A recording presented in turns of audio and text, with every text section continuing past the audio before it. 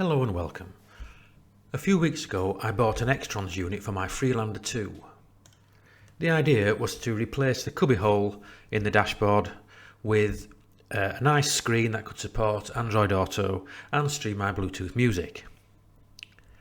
The unit I went for claims to support Apple CarPlay as well as Android Auto and do them both wirelessly, although I've not had much success in getting Android Auto to work wirelessly. The unit though does work really well.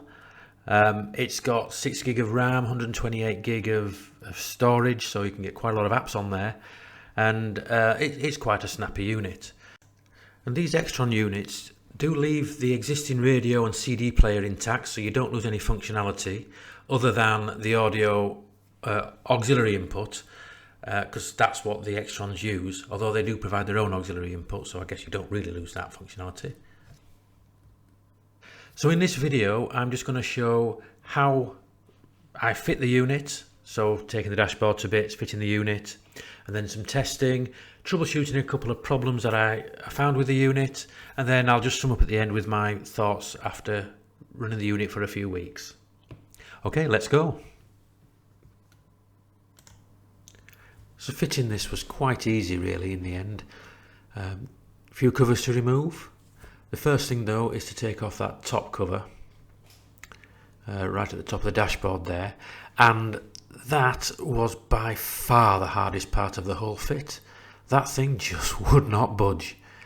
It really sore fingers trying to get that off, and it was a real slog. Hopefully you'll fare better than I did, but as you can see, after a lot of tugging, it finally came off. The clips are at the back and there's just sort of 3 lugs at the bottom, so you need to remove it from the sort of windscreen side first.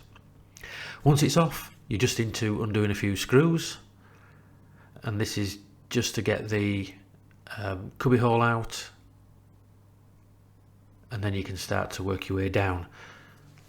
So as you can see there's just a couple of screws at the top, a couple of screws at the bottom there. There's some right at the bottom, so you have to remove the bit that has the 4-wheel drive control that just pulls up. So once you've pulled that up, you can get into a couple of screws at the bottom, and then the whole thing just pulls off, and that little cubby comes out and just falls out because you remove the screws obviously. There is just one connector holding that front panel on, so that just unclips, and then you can put that to one side for now. There's a couple of screws on each side of that radio, sort of the keypad unit that just holds that on, so you just take those out, and then that comes out, revealing the actual radio unit behind it. Before you can actually remove that button panel, there's a couple of wires connected to it. The orange wires there, there's also an equivalent one, exactly the same, on the base unit when you get to it. So I think they're the same, but I just labelled mine up with a bit of sticky paper just to make sure to put the right one back on the right unit. And once you've got those plugs off, you can just pull the unit out. The main unit then has, as I say, it's got the plugs again on the back of that, so you'll need to just remove those. So with the old unit out, it's really just a case of plugging the harnesses in, and that's really hard to go wrong with those. They only fit in one way. It's quite self-explanatory, although the manual doesn't seem to have a wiring diagram of any use. So what I've put on the screen there is the diagram of all the components that comes off the Xtrons website for this particular unit. I think they're all pretty similar, but really you can't go too far wrong, as the plugs only really fit in one place. So it's a pretty easy fit, and there's plenty of room in the dashboard there. Just make sure you run the wires behind the sort of framework so that it can come up behind the screen, and then you shouldn't be too far off.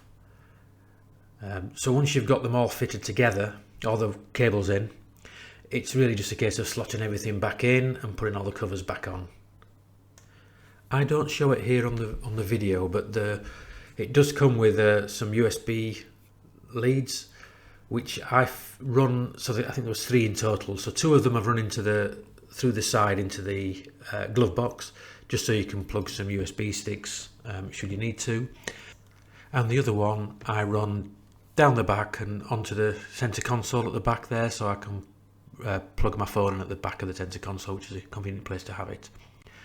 Putting this center panel back on, don't forget you'll need to put that yellow cable back in. The whole unit won't start up without it. And there I am, just testing to make sure it works before I do the final fit and screw everything solidly back up. So this unit does allow it to get darker and lighter depending on whether your headlights are on or off. And what I'm showing here is what I did to make that work by pulling in a wire. So those wires aren't in the harness, so you have to source one from somewhere. And I found the lights that illuminate that center console front bit. So I've picked a wire off there, just bared it a little bit and run the multimeter. So as I turn the lights on and off, you can see the power is coming to and it's going away from that pin. So then I soldered up the wires to put a lead on there, which I can then put into the head unit at the top there, as you can see. You can just get some crimps to do this. I just prefer to solder them and then wire them and then just mask them up. And then the rest of the fit, as I say, is really just a case of pushing it all back together. Remember to pull the little wire through for this button panel and then just clip that in after screwing the screws in, of course. And then the final thing to do is to clip that top panel back on up there. I just thought I'd give it a quick polish before I did, because I've got a lot of finger marks over there with the grief I had getting the blooming thing off. But it clips on pretty simple, really easy after that. And there it is. So after testing the unit for a little while, I did notice a problem where when you turn the unit on, the volume is really quiet, and it was quite a low setting. Now of course you can go onto the screen and just turn it up from the menu at the top there. That's fairly easy to do. But as I'll show you in a second, what the problem is that when you turn the ignition off and then turn it back on again, the volume's reset back to the lower volume, which is quite annoying because you don't really want to have to be setting the volume every time you turn the ignition on. And you can see there, so I'm just turning the ignition off. So that goes off pretty quick. Then you turn the ignition back on. There it is. But if you go into the volume settings, you can see there it's quite low. So I emailed Xtrons to ask them if there's anything we can do about this and if I'm missing something, and they did email me back. So they're really good service from them, actually, telling me how to go into the factory settings and set the default volume to full. There's a pin code to get into the settings, which Xtron sent me, which was 126 for my unit. I presume they're all the same, but you might have to email them if that doesn't work. And then once you're in the settings, you just have to find the volume default, which is, I think it was under the other menu, and then change that so it's a full volume, which is 30 out of 30 instead of the default, which was 12 out of 30. So you can see me here just gone onto the other menu. Scroll down, it can be pretty tricky to find them.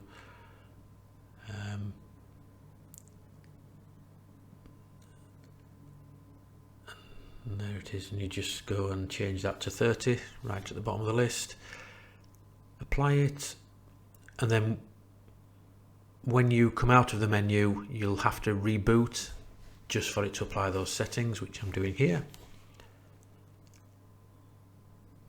And hopefully, as you'll see, this should fix it.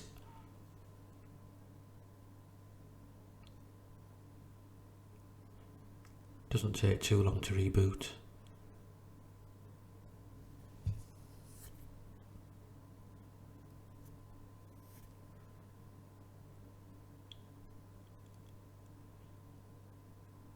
although it does seem like a long time when you're waiting for it. So the unit's now come up, more or less. Hurry up.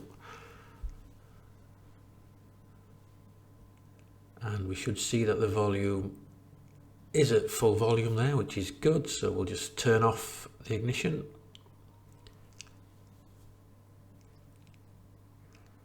And then turn the ignition back on. And this would have set it back to 12, so it wouldn't have been very loud at all. But now it's at 30. So that's really good. So we don't have to mess around with that. It'll just be at full volume every time you turn back on. And then, as I mentioned earlier, the other thing I did is I did run a USB down the console with the idea of pulling it to the back. So I bought this kit off eBay as a panel mounting kit for a USB, and the idea was to put it in that slot there where the old audio jack was, which is now redundant because we've fit the Xtrons, goes into the audio in now instead of that. And it was a case of just fishing the wire through, so I brought it down on the, as you're looking at it now, on the left hand side, and to take that unit out. My USB unit was a little bit larger than the hole, so I did have to do a bit of boring out, but it wasn't too bad really. So to get the unit out, you just take that off. That just pulls off. That's your handbrake adjustment, in case you wanted to take up some slack on your handbrake or anything. I'll probably tighten that retaining washer off while I'm in there. And then just to give us access, again, that unit just pulls out. There's nothing to unscrew. And I say there is a full gap. I found the left hand side to be easier, so I didn't have the handbrake and everything in the way there. To come from the front where you pull up where the gear stick is and then just sort of fish your wires through. So it did seem to have a clear run there. When you look here, obviously there's the power socket and the audio jack. You can pull the cable off the audio jack quite easily. That just squeeze that and pull that down. Getting the audio jack out is quite tricky. There's it's two parts that you sort of has to squeeze some pins together to pull it out. I was not successful in getting that cleanly out, and because I weren't going to reuse it, I ended up pretty much breaking it to get it out, unfortunately. Once it's out, you'll see how it's supposed to come out quite neatly, but I ended up having to be quite brutal. As you can see there's the two pins on the side which you would squeeze together to part it into two parts, and then it would have the top half would have come up and the bottom half down. I bust mine getting it apart, but I am going to leave it underneath the dashboard, underneath the console, just in case anybody in the future did want to refit it. And it also means I've got something to plug the wire back into. As you can see there then, so my USB extension mount is too big for the hole, so a bit of filing was in order. So it wasn't too bad. It's pretty tight though. It was pretty tight up against that power socket, but it does just fit, which was good. And there you are. After a bit of filing, made the hole big enough, and it went. Could just about get the nut on the back to hold it tight. And as I say, I can then fish that wire down and plug it into the USB at the front.